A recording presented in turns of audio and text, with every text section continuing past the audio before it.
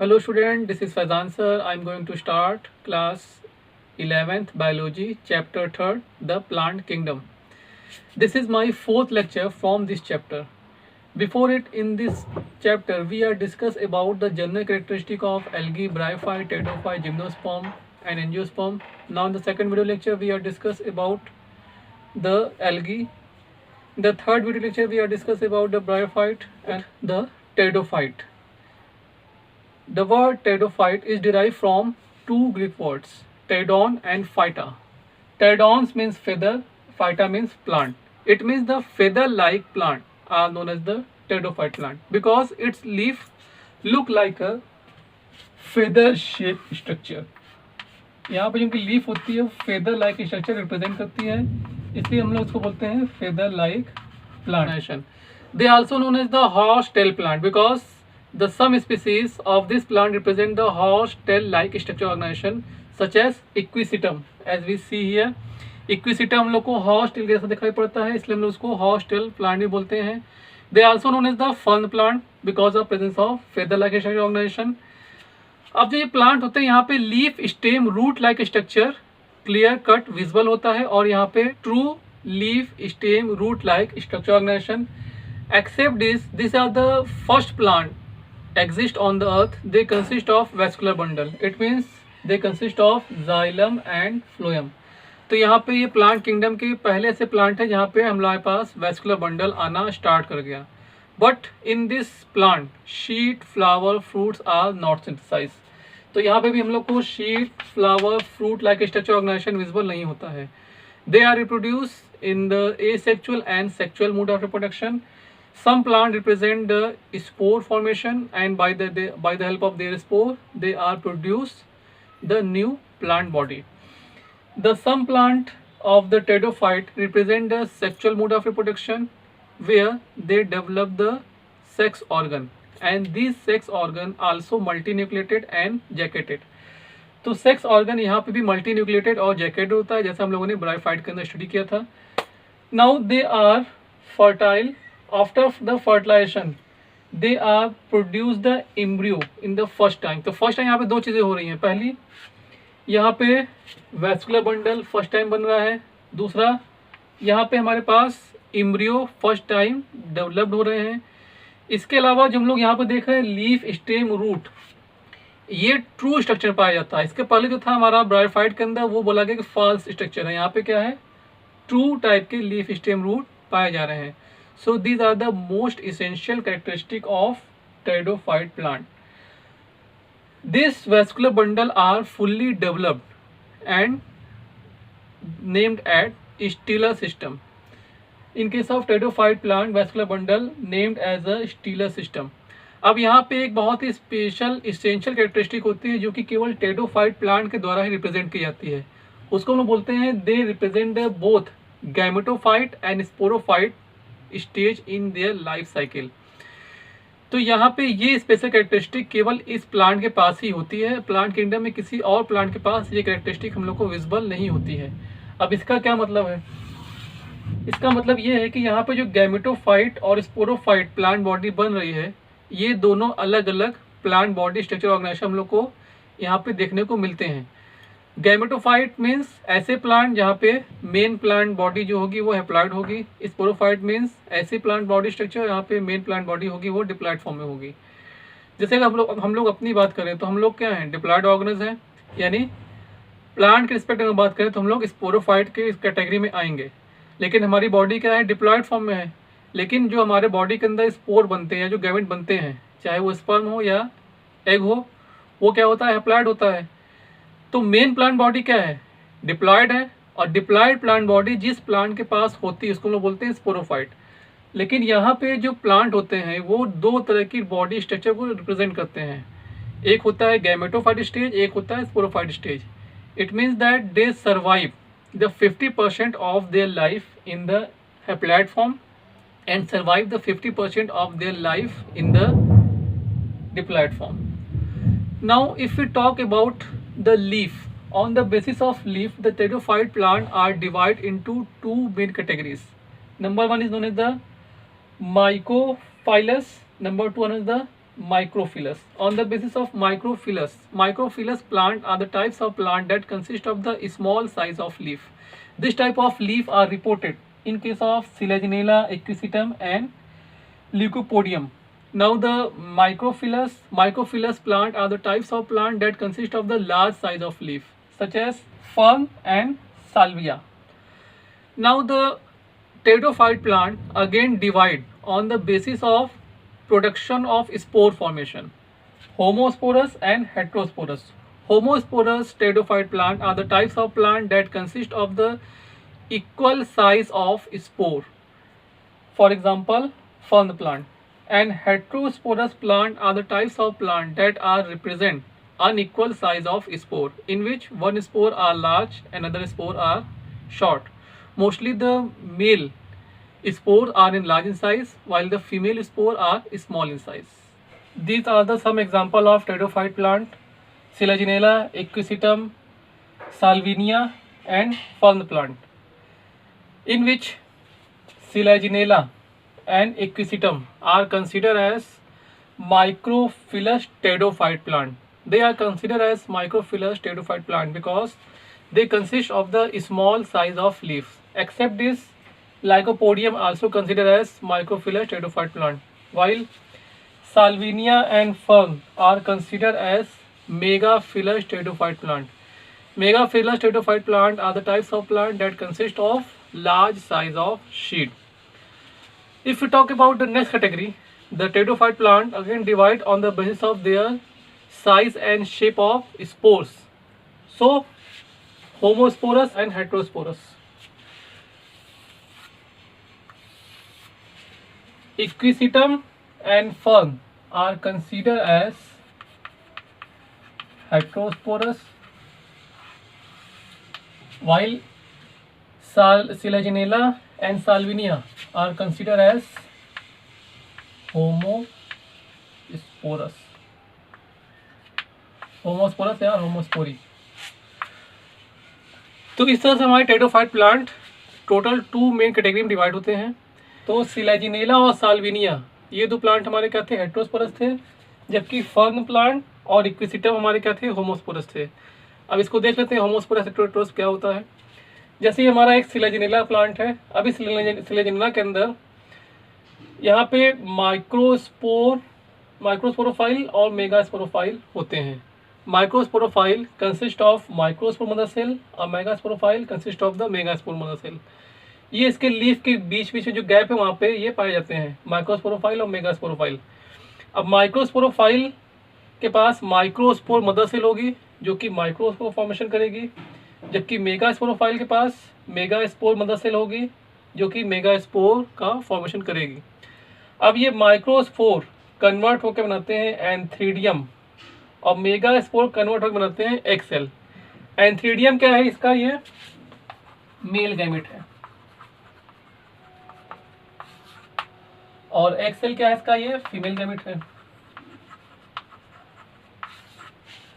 तो जब भी pteridophyte plant sexual reproduction perform करेंगे तो यहाँ पे ये एंथ्रीजोइड्स और ये एक्सेल दोनों फ्यूज करेंगे आपस में. फ्यूज करने के बाद जायगोट का फॉर्मेशन करेंगे. अभी जायगोट से एम्ब्रियो बन जाएगी, एम्ब्रियो से प्रोथैलस आएगा, प्रोथैलस से नया प्लांट हमारा फॉर्म हो जाएगा. तो इस तरह से यहाँ पे 2 डिफरेंट टाइप के स्पोर बन रहे हैं. एक बन रहा है हमारा माइक्रोस्पोर, एक बन रहा है मेगास्पोर. माइक्रोस्पोर छोटा होगा, मेगास्पोर बड़ा होगा. So they are known the heterospory plant.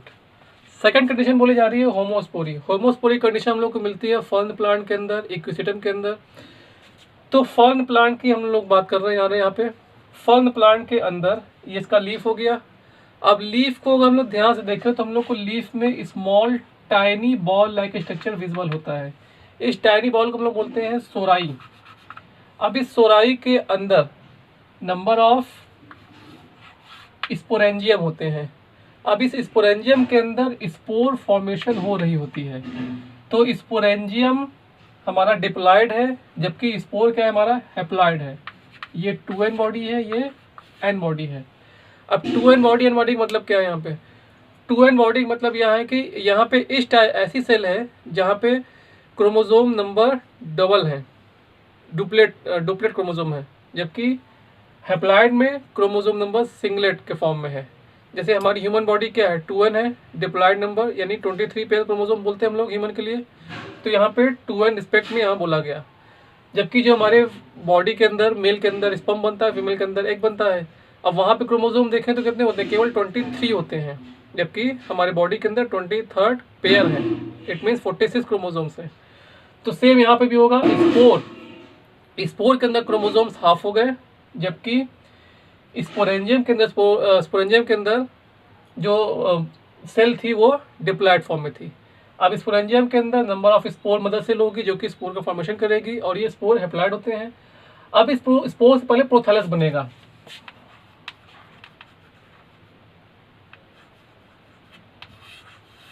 अब इस प्रोथैलस के अंदर दो डिफरेंट टाइप स्ट्रक्चर ऑर्गेनाइजेशन हम लोग को विजुअल होंगे। एक हमारा दिखाई पड़ रहा है ये आर्चिगोनियम, दूसरा हमारा दिख रहा है एंथ्रीडियम। आर्चिगोनियम इसका फीमेल पार्ट है, जबकि एंथ्रीडियम क्या है, इसका मेल पार्ट है। यहाँ पर जो नीचे नंबर में हेयर लाइक स्ट्रक्चर दिख रहा है ये इसका राइजॉइड है, ये इसकी राइजॉइड हो गई। अब इसके अलावा टेरिडोफाइट प्लांट की एक स्पेशल कैरेक्टरिस्टिक बताई गई थी कि यहाँ पे हमारे पास हैप्लॉयड और डिप्लॉयड यानी कि स्पोरोफाइट स्टेज और गैमेटोफाइट स्टेज दोनों इक्वल अमाउंट में रहती है। इसका कहने का मतलब ये है कि यहाँ पे स्पोरोफाइट और गैमेटोफाइट दोनों स्टेज हम लोग को पूरे proper developed well developed plant मिल रहे हैं। तो जैसा यहाँ पे दिखाई पड़ रहा है नीचे वाला फर्न प्लांट अपने आप में पूरा एक कंप्लीट प्लांट जैसा दिखाई पड़ रहा है। यहाँ पे इसके पास राइजॉइड मीन्स रूट है, स्टेम है, लीव्स है, यानी ये एक पूरा कंप्लीट प्लांट है। यहाँ पे हम लोग को leaf, stem, root like structure दिखाई पड़ रहा है। ये इसका दूसरा प्लांट है। अपने लाइफ के अंदर ये दो प्लांट के कैरेक्टरिस्टिक को रिप्रेजेंट करता है। एक प्लांट इस तरह का दिखाई पड़ रहा है, दूसरा प्लांट इस तरह का दिखाई पड़ रहा है। इसको ऐसे समझ सकते हैं जैसे हम लोग बात करें ह्यूमन स्पीसीज की, तो अगर हम लोग ह्यूमन हैं तो ये मान लिया एक ह्यूमन स्पीसीज इस तरह का दिखाई पड़ रहा है, और दूसरा कुछ समय के बाद हमारे बॉडी के अंदर कुछ ऐसा चेंज हो जाए जिससे कोई हम लोग एनिमल जैसे दिखाई पड़ने लगे। मतलब किसी भी तरह का एनिमल स्ट्रक्चर ऑर्गेनाइजेशन हम लोग फॉलो कर लें और फिर उसके बाद गैमेट फॉर्मेशन करें उसके अंदर, और गैमेट फॉर्मेशन के बाद वो फिर से नए स्पीसीज में कन्वर्ट हो जाए। तो ऐसा कैरेक्टरिस्टिक केवल टेरिडोफाइट प्लांट के पास ही होता है। अपने लाइफ के अंदर ये दो तरह के different type of plant structure organisation को शो कर रहा है। इस स्ट्रक्चर में चेंज नहीं हो रहा है। चेंज कहाँ हो रहा है, इसके अंदर जो स्पोर बन रही है ये स्पोर अब इस मेन प्लांट पर न डेवलप्ड होकर दूसरे सेकंड प्लांट में डेवलप्ड होती है, क्योंकि ये क्या एक थैलस लाइक प्लांट है और ये कंप्लीट प्लांट है। थैलस लाइक प्लांट वो होते हैं यहाँ पे लीफ, स्टेम, रूट हम लोग को विजिबल नहीं होता है, जैसा हम लोग को रिक्सिया और मार्चेंटिया ब्रायोफाइट दिख रहा था। इसके अलावा एल्गी के अंदर नंबर ऑफ स्पीसीज थैलोफाइट को रिप्रेजेंट कर रहे थे। सेम यहाँ पे भी हमारे पास लीफ, स्टेम, रूट नहीं है, लेकिन इस स्ट्रक्चर के अंदर इनके मेल और फीमेल पार्ट बनते हैं। अब मेल पार्ट जो मेल सेक्स ऑर्गन है उसको हम लोग बोलते हैं एंथ्रीडियम, और जो फीमेल सेक्स ऑर्गन उसको हम लोग क्या बोलते हैं, आर्चिगोनियम। इसके अलावा यहाँ पे बात की गई थी कि जो सेक्स ऑर्गन होते हैं वो मल्टी सेलर होते हैं और जैकेटेड होते हैं। मल्टी सेलर मतलब नंबर ऑफ सेल बने होंगे, और जैकेटेड मतलब कि इनके ऊपर एक एक्स्ट्रा कोट पाया जाएगा। तो अब इसको हम लोग अलग से देख लेते हैं। ये इसका एंथ्रीडियम है, ये अलग चीज हिस्सा एंथ्रीडियम हो गया, ये मेल पार्ट हो गया, और ये इसका आर्चिगोनियम है। तो यहाँ पे हम लोग को दिखाई पड़ रहा है कि यहाँ पे नंबर ऑफ सेल है जो कि एक स्ट्रक्चर बॉल लाइक स्ट्रक्चर को कवर की हुई है। ऐसे ही सेम हम लोग बात करें आर्चिगोनियम भी की, तो यहाँ पे भी नंबर ऑफ सेल है और ये एक पूरी स्ट्रक्चर को कवर किया हुआ है। दोनों के पास एक्स्ट्रा कवरिंग है और ये मल्टी सेलुलर है। अब क्या होता है कि एंथ्रीडियम के अंदर एंथर बनता है, जबकि आर्चिगोनियम के अंदर एग सेल बनती है। Antheridium develop the anther and anther are known as the male gamete, ये इसके मेल गैमेट है। Archegonium are known as the egg cell and known as the female gamete, ये इसका फीमेल गैमेट है। अब ये एंथर जो यहाँ बन रहा है, हम लोग ब्रायोफाइट में बात की थी कि वहाँ फ्लैजिला 2 थी, जबकि यहाँ पे क्या है फ्लैजिला बहुत ढेर सारी है। It means they produce the multi flagellated male gamete means anther. यहाँ पे एंथर मल्टी फ्लैजिलेटेड होता है, जबकि यहाँ पे एक्सेल एक नॉर्मल एक्सेल है जो कि फर्नल लाइक स्ट्रक्चर के अंदर प्रेजेंट होती है। ये फर्नल लाइक स्ट्रक्चर हम लोग को यहाँ पे विजिबल होते हैं। अब इसके बाद ये एग सेल फ्यूज करता है एंथर से, और ये एंथर फ्लैजिला इसमें होती है इसलिए मूवेबल होता है by the help of water and through air they are move toward the female part of the plant. अब ये यहाँ पे बाई एयर जा सकता है या बाई वाटर जा सकता है, किसी भी तरह से यहाँ से वहाँ फीमेल पार्ट तक पहुँचेगा ये, और पहुँचने के बाद यहाँ पे इसके फनल के अंदर इंटर कर जाएगा। इंटर करने के बाद जैसे ही एक सेल तक पहुँचता है उससे फ्यूज़न कर लेता है, और फ्यूज़न करने के बाद जाइगोट फॉर्म कर देता है। तो यहाँ पे हमारा स्पोर क्या था, हैप्लॉइड था, तो एंथ्रीडियम, आर्चिगोनियम, एंथर और एग सेल ये सब के सब हैप्लॉइड ही होंगे। अब जब ये दो सेल यहाँ पे मिल रही है, जब यहाँ पे हमारा एंथर मिला और एक सेल मिला, तो एक एन बॉडी दूसरी एन बॉडी, दो एन बॉडी मिली, तो क्या होगा हमारे पास डिप्लॉयड एन बॉडी, यानी कि जाइगोट 2n स्टेज में आ जाएगा। अब इस जाइगोट से एम्ब्रियो बनेगी जो कि 2n होगी। अब इस एम्ब्रियो से न्यू प्लांट हमारा फॉर्म कर जाएगा। तो इस तरह से क्या होता है कि फर्न प्लांट के अंदर स्पोरोफाइट और गैमेटोफाइट दोनों का अल्टरनेशन ऑफ जनरेशन होता रहता है। इसीलिए बोलते हैं कि यहाँ पे स्पोरोफाइट स्टेज और गैमेटोफाइट स्टेज दोनों क्या है, इक्वल अमाउंट में है, क्योंकि दोनों के पास ही एक फ्रीली लाइफ को सर्वाइव करने की कैपेसिटी है। यहाँ पे ये प्रोथैलस इस प्लांट पे नहीं आ रहा है, और ना तो ये प्लांट इस प्रोथैलस पे आ रहा है। इसलिए बोला जाता है कि यहाँ पे स्पोरोफाइट स्टेज और गैमेटोफाइट स्टेज दोनों के पास इक्वल प्रोबेबिलिटी होती है, दोनों की इक्वल चांसेस होती है। जबकि जिम्नोस्पर्म और एंजियोस्पर्म यहाँ पे मेन प्लांट ये वाले होते हैं। जैसा हम लोग देखते हैं फ्लावरिंग प्लांट, वहाँ पे हम लोग को दिखता है कि फ्लावर जो आता है इस मेन प्लांट पे आता है, और उस फ्लावर के पास एंथ्रीडियम, आर्चिगोनियम होता है, यानी मेल पार्ट फीमेल पार्ट होते हैं जो कि इस प्लांट के ऊपर आ रहे हैं। जबकि एल्गी और ब्रायोफाइट की हम लोग बात करें तो वहाँ पे जो हमारा मेन प्लांट होता है वो हैप्लॉइड नंबर का होता है। अब उस हैप्लॉइड नंबर के ऊपर न्यू प्लांट आ रहे होते हैं। जैसा हम लोगों ने बात किया था ब्रायोफाइट के अंदर, फ्यूनेरा एग्जाम्पल लेके, जो फ्यूनेरा का मेन प्लांट था वो हैप्लॉइड नंबर का होता है। अब इस हैप्लॉइड नंबर के ऊपर हमारे पास डिप्लॉयड बॉडी आती है, फुट, सिटा, कैप्सूल। अब ये कैप्सूल डिपेंड कर रही है हैप्लॉइड बॉडी पे, इसलिए हम बोलते हैं कि यहाँ पे जो मेन प्लांट है वो गैमेटोफाइट स्टेज में है, यानी कि मेन जो डोमिनेंट स्टेज है वो हैप्लॉइड स्ट्रक्चर है। जबकि यहाँ पे ऐसी कोई भी डोमिनेंट स्टेज नहीं है, यहाँ पे दोनों के पास ही अपने फ्री लाइफ सर्वाइव करने की प्रोबेबिलिटी है।